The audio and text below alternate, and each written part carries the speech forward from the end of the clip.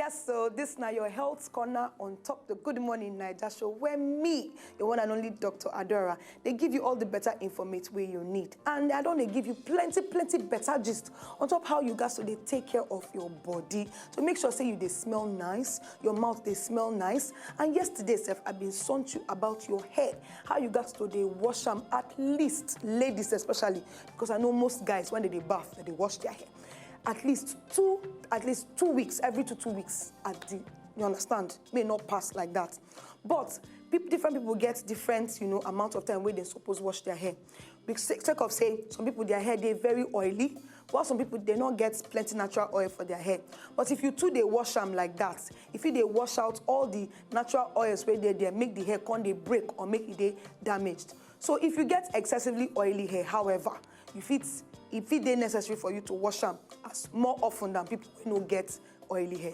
The amount of times a week where your hair suppose they wash, they depend on how your hair be for different people. Just they aware say your hair gets particular smell. So you got to pay attention to them, especially when it gets very oily.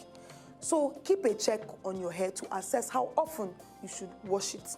If you know say you do plenty exercise, they do sports, or you take part in any activity where they make your hair, that now your scalp to they sweat well, I beg, wash your hair very often, if possible, every day. From there, we go waka enter your face. This one applies to both men and women. Not be only women supposed clean face. Because as a part of good overall hygiene routine, you got to wash your face every morning and every night. This one, they help to remove all the impurities within your face throughout the day. And then any oil we don't accumulate on top of your face overnight. It also help remove makeup for women who like to rub plenty things for their face, like me. Then also, moisturizer or sunscreen where you don't apply to prevent, sunburn and all of that. You got to make sure, say, you wash your face to prevent acne also. That when people will get plenty pimples, because it will give you clean, brighter appearance every day. And make sure say you pick the right cleanser for you. Not be me go tell you that one. You go meet your beautician. That one go recommend the right cleanser where they good for your skin. Because not be everybody's skin they the same. So no use the one where your friend you say, should they cleanse face, make I follow them. No. You fit try a few different kinds until you find the particular cleanser will go work for you. And like I talk, go meet your doctor, pharmacist, or beautician. Himself go test your skin to find the right kind of cleanser where your skin need.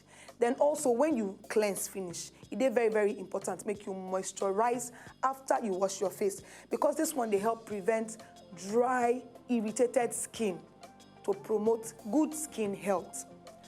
Then ladies, this is for you. I beg, make you they change your feminine products, all those things where you they use as woman. You understand what I talk now? All those things where they use down below and the rest of them. They change your products often.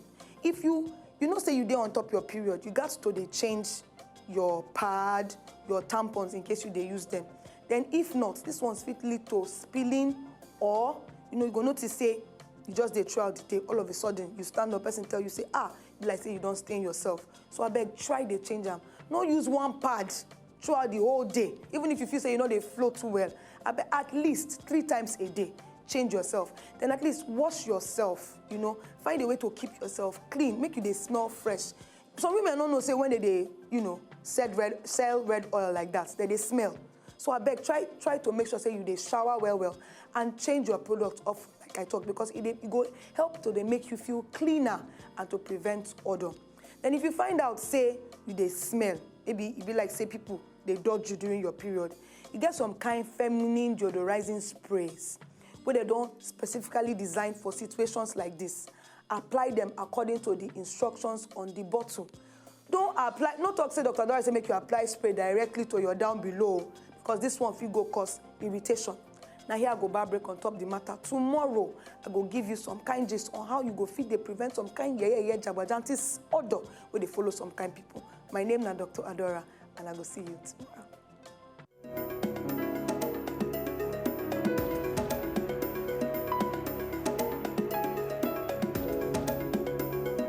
If you know, just enjoy the video they want to just watch, make una sharply subscribe to our channel. Not darling.